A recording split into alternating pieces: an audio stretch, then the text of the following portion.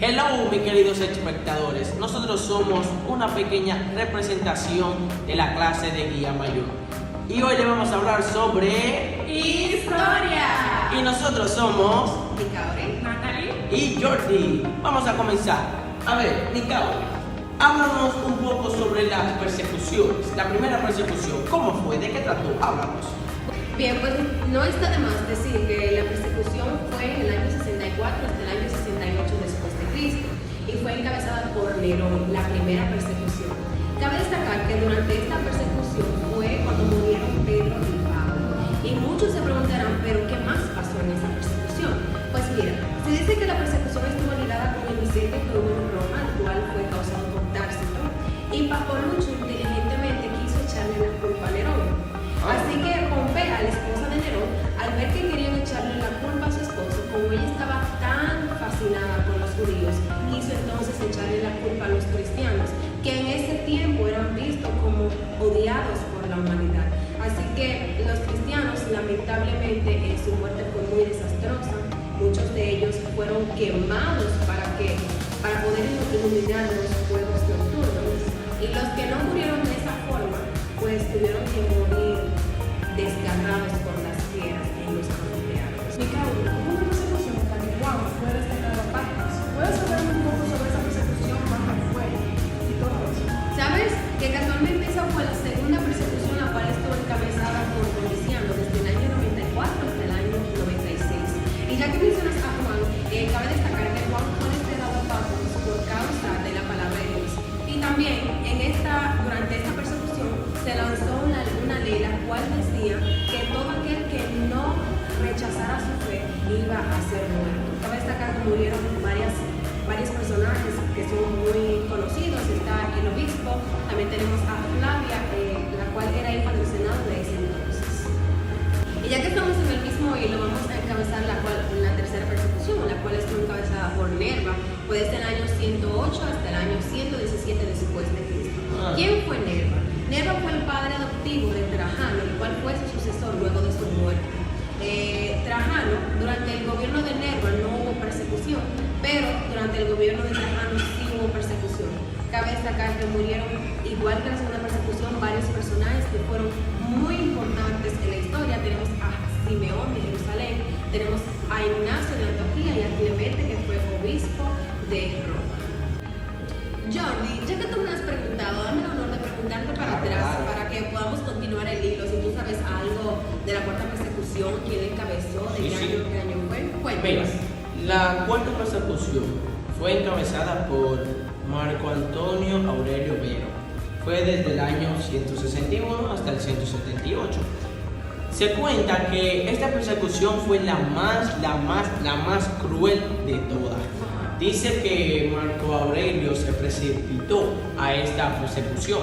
Dice que esta se basó más como en un sistema político, porque los montanistas le hicieron creer al emperador que esta persecución era necesaria, más que los apologistas querían imponer que el movimiento montanista se quitara del cristianismo. ¿Montanista qué es eso? Háblame un poco más sobre eso. Mira, los montanistas fueron un movimiento que se introdujo internamente en los cristianos primitivos de aquel tiempo. Y por ahí mismo, déjenme hablarle un poco sobre la quinta persecución. Miren, la quinta persecución fue bajo Severo, fue en los años 193, 211. Esta persecución fue la más sangrienta de todas. Dicen que en esta persecución las muertes fueron numerosas, ya que aquí castigaban a los cristianos, los sometían a una clase de castigos increíbles, lo decapitaban casi a todos. Dicen que el emperador era una persona ecléctica, incluso... ¿Qué es una persona ecléctica? Mira, una persona ecléctica es una persona que tiene una opinión intermedia, ¿sabes? Está en un punto medio, entre una idea o una proposición. Eso es una persona ecléctica. Pero déjame seguir contando.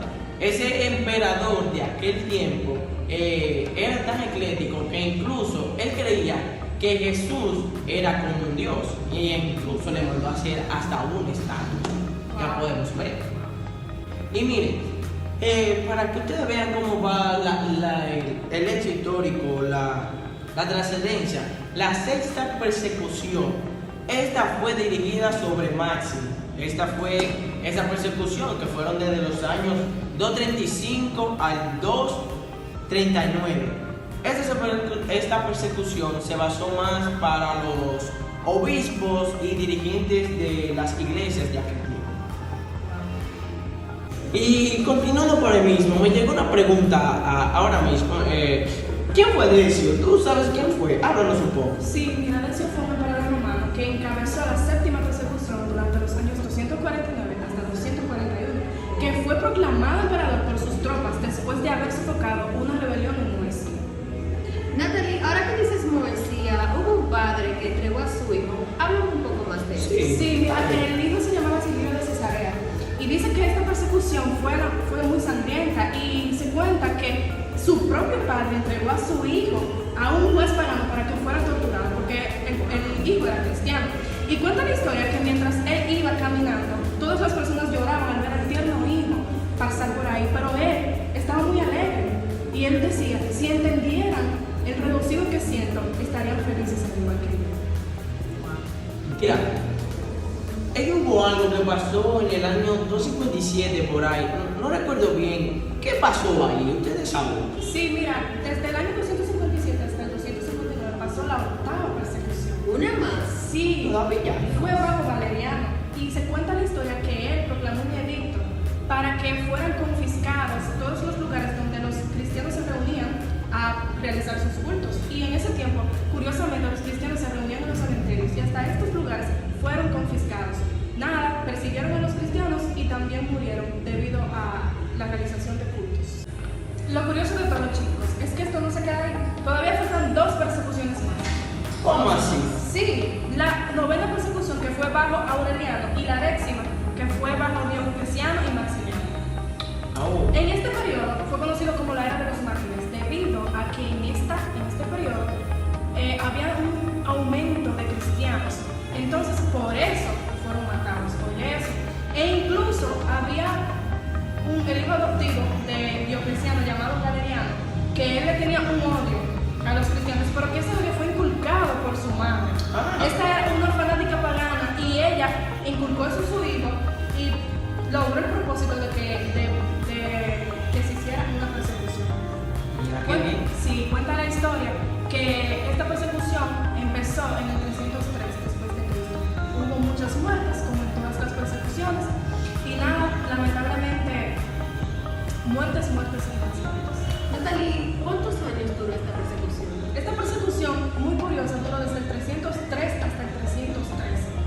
10 años de persecución. Wow. Esto fue terrible, fue algo desastroso. Suerte que ya nosotros no vivimos en ese tiempo. Sí, de verdad es.